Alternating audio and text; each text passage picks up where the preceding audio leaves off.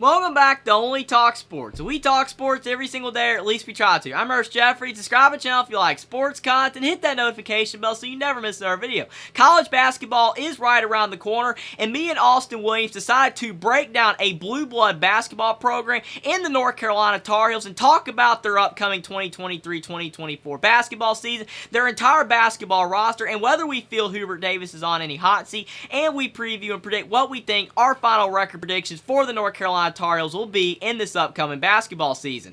Is Hubert Davis on the hot seat for the 2023-2024 season? What say you, Jeffrey? Are you saying let's take a chill pill, let's talk about this? Or are you saying this could be dangerous if he doesn't make the tournament again? We could be talking about throwing him out with his bags and stuff and never coming back, in your opinion. Now, I mean, definitely how this season goes is going to play a big role in whether he, I guess you would say, is officially on the hot seat. I mean, basically every coach in college basketball has pressure to some degree. Even the best coaches, the ones that win all the time, like Tom Izzo or Bill Self, they're not on any hot seat, but there's pressure to win. I mean, the fan bases want them to win. And definitely Hubert Davis has pressure. Is he officially on like the hot seat where, oh, if he has a bad season, he's fired? I don't think so, because I don't think if he has another bad year, he will be fired. I think it would take 2 or 3 bad seasons for him to get fired. So in that respect, I don't think he's on the hot seat. But I will say that if he has another bad year, he will be on the hot seat, because at North Carolina, you can't have 2 bad seasons in a row, especially when you have the tight team that you do. They're not depleted of talent. It's not like North Carolina's had a couple bad recruiting classes. No, they're getting talent into the program. That's not a problem. They're still top 25 in talent in the country. So, yes, I would say he's not on the hot seat yet, but he will be if they have another bad year. Yeah, and the thing about it is, I want to put this in a little bit of a perspective. So most coaches, if you're at like the smaller schools, like no offense to the San Diego States and the Florida Atlantics of the world, no disrespect, they had a great season, but their coaches don't get as much pressures because, oh, you're not expected to win. So if you make the championship game, it's like, yoo-hoo, we're going to give you 6 more years. Welcome back. As for the Dukes, the Carolinas, the Kentucky, even the Michigan States and the Purdue's even, they're like, if you don't get us to the championship game, we need to start having a serious talk, mister. And it's like, that's kind of like one of those things that, I don't know about you, Jeffrey, but in Carolina's case, it's like, especially when you have to follow a legendary coach like I mentioned earlier, it puts even more pressure because the fan base almost have unrealistic expectations of, we expect to be this. Is this because Roy Williams, this is what he did for us. So Hubert Davis, we expect you to do this every year, no exception, no ifs, ands, or buts. Do you think that could be overdone at times, especially at some of these bigger schools? Would it be better if they took a philosophy like some of the smaller schools?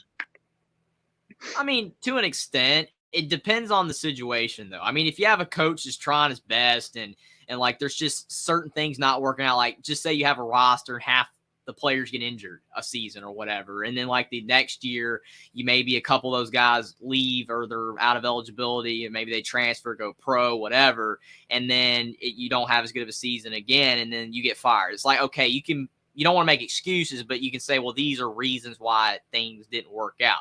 But if you have a coach and you have like a team that is super talented, has all of the pieces to win, and you're not doing it, and then fans are like, okay, why are you getting top 10 recruiting classes? Why are you having all of this success? You've got all the NIL money in the world to work with, and you're barely making the tournament, or you're missing the tournament, or in like football, you're barely making bowls or even missing bowl games. That's reasonable in that respect.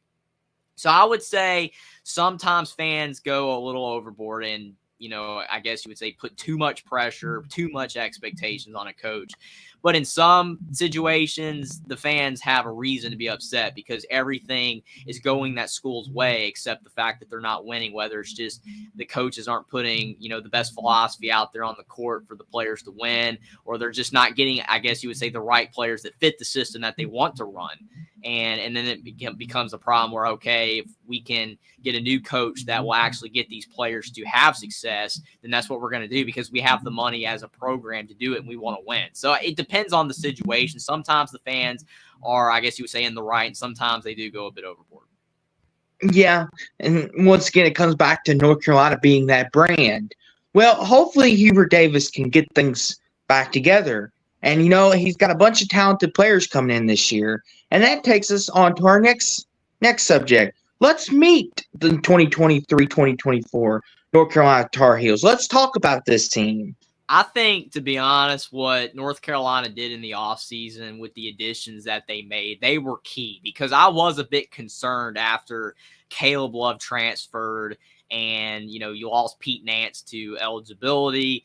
And there were a lot of North Carolina fans that, they were mixed on Caleb Love. A lot of them were like, okay, Caleb Love struggled. He was chunking up a bunch of threes that he shouldn't have been taking. It worked for brief, but for the most part, it did not. Maybe our offense will be better with potentially, I guess you would say, more guards that take better shots and within the flow of the offense. But you had to get those players. And when Caleb Love first transferred, North Carolina didn't have those players. So I was like, okay, the portal's wide open. Obviously, North Carolina being the brand school that they are, I think they can get some good players, but it wasn't a guarantee. But they did a good job in this offseason. But I will say, though, that it was really smart for North Carolina to get RJ Davis and Armando Bacot back, because of the fact that those two players are guys that were really successful for North Carolina last season. And RJ Davis is a guy that I feel like made less mistakes than a guy like Caleb Love. He took better shots. He would take some shots that were really difficult, but for the most part, he was a more grounded player, and he's a really solid passer. And he has a lot of experience playing in a ton of ACC games. And then you look at Armando Bacot. He's a center, and he is a guy that you do not want to lose. You don't want him to go pro and then have no replacement. You want your players to go pro to be able to show off, hey, we got a lot of guys that go to the NBA. It's always a good look. But I don't know if Bacot was ready for the pros. He has more things that he needs to work on to get there. But having RJ Davis and Armando Bacot back, getting these new guys as well helps, but getting those two guys returning from last year's team, the two guys that I think most fans of North Carolina realize, basically, you would say they were not really the reason North Carolina struggled last year, RJ Davis or Armando Bacot. So they're getting them back was huge. Then you bring in Cormac Ryan, who he's not dynamic like Caleb Love, where he can go off the dribble and draw a million fouls or even sometimes hit those crazy threes. But Cormac Ryan's just a solid player, the transfer guard from Notre Dame. He's going to be a guy that's going to make more percentage of his threes than he did at Notre Dame. Because when he was at Notre Dame and when he was at Stanford, because he transferred from Stanford before that, Cormac Ryan was not surrounded by as much talent, and he did not shoot the ball that well from the three-point line. I think his three-point shooting percentage is going to go vastly at North Carolina, being surrounded by better talent and having RJ Davis pass the ball to him instead of North Carolina having to share that backcourt with RJ Davis and Caleb Love, where it kind of got messy at times. And then Elliot Cadeau, he's just a fantastic freshman. He's young, and he reclassified, so it's always an issue on whether he's going to be ready for college basketball. But I think that he will, and being able to learn from older guys like RJ Davis and Cormac Ryan, especially if he starts, which I think he will more than likely, I think it's going to definitely help his development. And it's always good to have young talent in addition to veterans. It's like the best, mashup you can possibly have. Having all older guys is good, and having all younger guys is good. But when you have older guys and younger guys, it's key. And then Harrison Ingram, transfer from Stanford. He's just an underrated player because he was a 5-star recruit that a lot of people have forgotten about because he went to Stanford. Didn't really shoot the ball well from three. But like with Cormac Ryan, when you're not surrounded by as much talent, you're the focus of opposing defenses. It makes your three-point shooting go down. I think his three-point shooting is going to go up in North Carolina, just like Cormac Ryan. I think this is a great starting five for North Carolina, and it shows you how well that North Carolina can bring talent in. Hubert Davis did a good job of that, and with the two returning players of RJ Davis and Armando Bacot, it gives North Carolina a chance to be much better this season. But, guys that don't get much love, that I think that when these starting fives are just having an off night, who are some key players off the bench, Jeffrey, who could help take some pressure off this team? And, when either Armando Bacot, RJ Davis, Elliot Cadeau, either one of those starting fives, who's going to come off that bench and give you that little extra juice to maybe help you win a game or two? in your opinion? This is going to be a really key factor for North Carolina because last season their bench did not contribute at all whatsoever. It was basically the starting five, and it really was the year before that as well. And there's nothing wrong with that. There's a lot of teams that operate where the starting five does the vast majority of scoring. We saw Creighton last year. It was basically their entire starting five and nothing else. And there were other teams like that. And there's nothing necessarily wrong, but if your starting five is like tired or they're just not having their greatest game, you need the bench. The bench can sometimes just be a spark. And this year's team, I think this is probably going to be one of the biggest factors on whether North Carolina is better than last year, is because they actually have some quality bench players. Jalen Withers, a forward transferred from Louisville. Sorry, Austin, but he definitely was a solid player for the Cardinals. He decided to go to North Carolina. And I think that he's probably one of the best options to play behind potentially Armando Bacot, because North Carolina doesn't have a lot of center depth. That's the one issue that they have. They have a lot of guard depth, but they don't have a lot of center depth. But he's a guy that could play behind him, or he could play possibly behind Harrison Ingram as a power forward. Jalen Washington is also another forward that can play behind Bacot as well. Both those guys are going to be solid off the bench. Withers is a senior as well, which is pretty key because when you have older guys on the bench, that's just a lot of experience. They also have Paxton Wojcik, who's a senior guard that transferred from Brown University. He's a 6'5" guard. He'll probably play behind Cormac Ryan, and he's a pretty good shooter. So I think those three guys are the main key. They also have Zayden Hyde, who's a freshman that I think will get better, and Seth Trimble, he's a guard, and Zayden Hyde's a forward. So those are like the 10 guys I think will play. But the main three that I think will get the most attention are probably Paxton Wojcik, and then the other two being Jalen Withers and Jalen Washington. Now, for all North Carolina fans, including Jeffrey, Jalen Withers, he is a streaky shooter. When he gets hot from three, he can light up a team. But he plays really tough on defense. He's very intense. He gives you everything he has. But he's kind of like Caleb Love and RJ Davis. When he's not hitting, it sometimes could be rough. And it seems like Carolina loves those type of players. I don't know. Like, they seem like they love those Steph Curry types that when they're hot, they're hot. There's no stopping them. But when they're off, they're off. And that could sometimes either be really good if your team's just loaded from front to bottom. It's like Withers, he's a really good player. I hate to see him go because I would have liked him to stay his final year with us, but he figured Carolina got better chances to get to where he wants to go to win a championship. You know, we're kind of rebuilding, but Carolina, they're more of the team that they're ready to win now, and they have all the pieces in place. But he's going to be really crucial. He could stretch the floor more for you than maybe some of the other guys could. And, you know, Jeffrey, we haven't even gotten into the most fun part of this yet. We got to talk about who North Carolina is going to play. And let's start with the key non-conference games, because we're like kids on Christmas when it comes to this. So, obviously, Carolina's got dates with Tennessee, UConn, Kentucky, the Battle for Atlantis tournament, and Oklahoma. Out of all those games, Jeffrey, which ones stick off the page to you? Which ones are you most nervous about? Which one you're most excited about? Just take me through it. Yeah, definitely. Conference games are great, facing the familiar foes, but when you get these massive non-conference games, this is almost like the most fun part of the sport, especially when you're having them around Thanksgiving and Christmas. These games are always so much fun.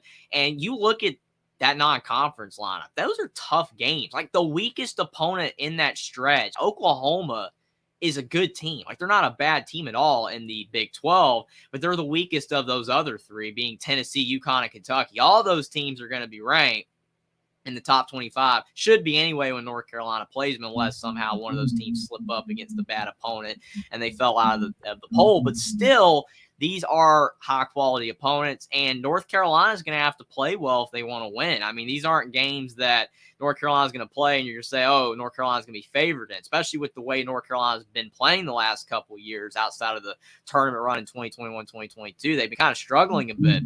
UConn obviously just won the title, so you're playing a team that is defending a national championship. So that's a big deal. That's going to be a huge game. So I'm really looking forward to that. I mean, you don't want to really make predictions already and say there's no shot North Carolina can't win, but that's a game UConn's going to be favored in. Kentucky's a weird one because of the fact that North Carolina has more experience with Bacot and with RJ Davis and Cormac Ryan, Jalen Withers. These are all older guys, whereas Kentucky's all freshmen. Like their entire roster is still all freshmen for the most part. So it's going to be interesting to see that young freshman talent for Kentucky battle the more experienced players in North Carolina. I can see that one being more of a coin flip going either way. Tennessee, they're an interesting team because they always disappoint in the tournament, but they play better in the regular season. So it's like if North Carolina's playing in the tournament, I'll be saying that North Carolina's probably favored, but against Tennessee in the non-conference, that's when Tennessee plays better usually. So, yeah, I would say Tennessee probably has a better shot to win that one. But obviously North Carolina can win all the games. They could lose all the games. They're talented enough to do that. And obviously they have enough flaws that they could lose them all. But it's a good non-conference schedule, and I'm looking really forward to these games. And as long as they just go at least, I guess you could say 50%, they win half of these, that would be a success. Then it doesn't get any easier because then you got some key conference games you got to worry about. And you got to play Duke twice, which, by the way, we all know that game always delivers. You got Virginia. You got Pittsburgh. You got my Louisville Cardinals. You got Syracuse twice, Miami twice, and NC State. That's no easy stretch either. But, Jeffrey, out of these conference games, which ones concern you the most? Which ones you looking forward to the most? And just what's your overall thoughts on the conference games? Definitely. The ACC, not as strong as it's been like prior, like 5 years ago, something like that. But still, it is a tough conference, even if it's a bit down. But I think there's a shot that the ACC is a bit better this year than it was last year because it was really down. Like Louisville's going to be better. We know that Louisville's not going to be as bad as they were last season going 3-28. That's not going to happen. They should get double-digit wins because their roster is much more talented with the additions Kenny Payne has made. So that's a game you don't want to overlook, just like with Oklahoma. Duke, like you said, it always delivers. For North Carolina, just win one of these games. Get back to winning one because that's what these two teams do. Duke wins one, North Carolina wins one. Doesn't matter if it's at the Dean Dome or if it doesn't matter if it's at Duke as well. It does not matter. They need to find a way to win one of these games. You just cannot lose to Duke twice like they did last season. That was like the first time they've done it in a long time. Because, I mean, even in years where Duke's been really good, North Carolina's gone to Cameron Indoor and won before. Like, they've done it. And it's just interesting to see North Carolina finally lose both games to Duke last season. I was actually shocked because I picked them to win at home, and they fell short in that game, and then they obviously lost on the road as well. So I would like to see them at least split. Virginia, North Carolina's always had problems with Virginia because of the slow style of play. North Carolina's much more of an up and down the floor type of team, especially when Roy Williams was the coach. They've kind of toned that down a bit with Hubert Davis. I kind of like to see North Carolina getting back to running the floor more, crashing the boards as they've always been known for. But Virginia's a team they've always struggled with. And they did have a bit more success last year because Virginia really struggled at times. But North Carolina needs to figure out how to beat Virginia's slow offense and basically defense as well.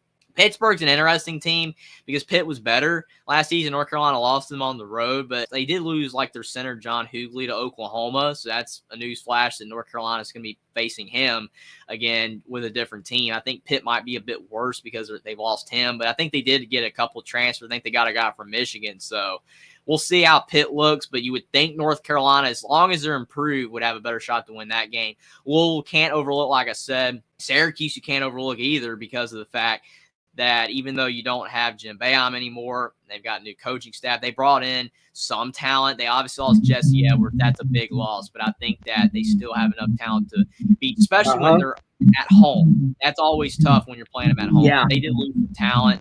Miami, they've been running up and down the floor as well, so you can't overlook Miami, and NC State's an in-state rival. So, like I said, with the non-conference games, North Carolina win a little bit more than 50% of your games, go like at least 12-8, 13-7 type of deal. Like that would be good for North Carolina. Yeah, it's very interesting. I honestly think Miami might be a little more diluted this year because they did lose Wong, but they did have Nigel Pack. He's back, so that does help. But I feel like losing Wong might dilute them just a little bit. But it is Miami. It is. They are the program. It's always a good game. Syracuse is interesting. New head coach, new team basically because Jesse Edwards transfer.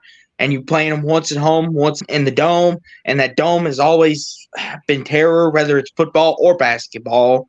Just ask either one of us because we both have experienced it. And then obviously Louisville, my team. I think Carolina, Louisville, they always seem to play pretty tight to one another. Last year, I think, was really the first time y'all have kind of ran us off the court. You know, Pittsburgh, they were a tournament team. I think they might be a tournament team again, but you never know. And then Virginia, Tony Bennett, he's always got them playing defense. And that's one thing Carolina seemed to struggle with, even with Roy Williams. Like you mentioned, Jeffrey, his slow defense, his slow offense almost made North Carolina impatient. Like, really? We're playing this style of basketball? And the Duke, it always delivers. Let's hope this year you don't get swept. Let's hope, because that's bad for the basketball. You need to split. But, yeah, and then your rival NC State. Who knows with them? And they're an interesting team, too, because they have an unorthodox style, too. They're a team that they shoot long threes and then still somehow get the rebound, chuck it back up, and it goes in. It's unbelievable. I think it'll be a lot more competitive this year. Now that we have gotten all this out of the way, it's time for us to make our predictions, ceiling predictions of floor for this year, for the 23-24 season. And, Jeffrey, I'll let you start with the ceiling, and then I'll give my ceiling.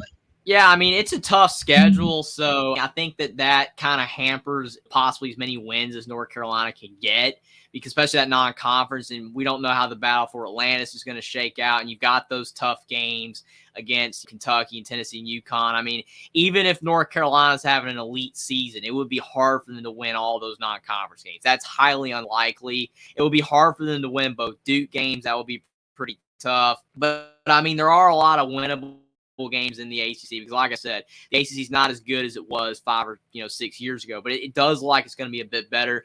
But I think, like, if everything went North Carolina's way, if they just gel, now this is the absolute best, because they haven't shown that outside of the tournament 2 years ago, really anywhere near an elite team since Roy Williams. But I think if everything went their way, if the bench plays well, if the starting 5 gels and RJ Davis can command the team, you don't have like Caleb Love problem where you had a mess at point guard, revolving door there, and you have guys knowing their role and then playing good offense and defense. I think that North Carolina could go something like 24-7, and probably, I guess we'd say in the conference, maybe like 15-5 or 14-6. I think that's the best that they can do. I mean, 25-6 would be like the most high that they could get, but I think 24-7 is more realistic for a ceiling. Yeah, I'm kind of with you on that. I think 25-7. 24-8 maybe, because there is a lot of tough, interesting games in there. Battle for Atlantis tournament, like you said, who knows how that's going to shape out. But I think if North Carolina doesn't make the tournament, I would say it's a disappointing year. Now, as far as prediction goes, I think personally for me, my prediction is Carolina. I think it's going to finish second in the ACC standings. I think they're going to get it turned around, and I think they make an Elite Eight appearance this year. I have a little high hopes for them. I think that they're going to get it right. Hubert Davis has got a roster to do it. My prediction is they go to the Elite Eight this year, hopefully. That's just my early prediction. Things could change. But, Jeffrey, what about you? What's your early predictions? Yeah, it's a great question. I mean, definitely, that would be amazing for North Carolina if they went to the Elite Eight, and that would get a lot of fans back on the Hubert Davis train. I think that that's their ceiling for the tournament. I think they can get there. But for my prediction, I would say that I think they can get to a Sweet 16 or round of 32. That's realistic. I mean, obviously, they had the big run, and then last year they didn't do anything at all, went to the NIT and didn't play. So I think they're going to get somewhere in the middle. I think they'll go like to the Sweet 16 around 32, and they'll go like 22-9 and probably 13-7. I think that's what they'll do. Now, I know Carolina fans probably don't want to hear this, but Jeffrey, what's the absolute floor? Like, what's the worst that could happen this year? You're just sitting there watching it unfold. What's the worst you think that could happen? What's the floor for this team? I think that the floor is basically what they did last year, because I feel like that was the floor. The floor was them missing the tournament, and that's what they did. So there's a shot that North Carolina would miss the tournament. I think it's less likely because I think the ACC is going to be a bit better. So, like, if North Carolina won 19 or 20 games and that was like their floor, they probably would make the tournament with an improved ACC because the strength of schedule will be better and the quad wins and the resume and everything would be better. Because, like I said, most of the time, if North Carolina's winning 20 games, it's an automatic tournament berth. But last year, they didn't because the ACC was so down. There really wasn't enough quality wins on North Carolina's schedule. Like, they only had one quad one win on that schedule. They won 20 games and they had one quad one win. That's just not going to happen this year. If they're winning 20 games, they're probably making the tournament. So I would say the absolute floor is either barely missing the tournament like they did last year or squeaking into the tournament, probably going like 20-13 or 19-14 and like 10-10 or 11-9 in the ACC. I think that's the floor. Probably them just squeaking in or barely missing. Yeah, I agree with you, Jeffrey. I think the absolute floor is missing the tournament again, and then all chaos is going to break loose because then the hot seat will begin to start for Hubert Davis, and then it'll be like a vote of confidence thing going on. Oh, Hubert Davis will be back for 24, 25, like they do in football. But yeah, that's the absolute floor, missing the tournament. I don't see a world where North Carolina has too bad of a year where it's like 7-10 wins. I don't think Carolina's ever going to get that bad. Yeah, if it's like that, then there might need to be some reevaluations. But hopefully it doesn't get like that. Subscribe to the channel if you like sports content. Like this video down below. Comment down below what you think about me and Austin Williams' breakdown of the North Carolina basketball team this upcoming year, and how you think that the Tar Heels will do, and whether you think that Hubert Davis will be able to lead North Carolina to a better basketball season in 2023-2024. Follow me on Twitter as well. Link is in the description, and I will see you next time.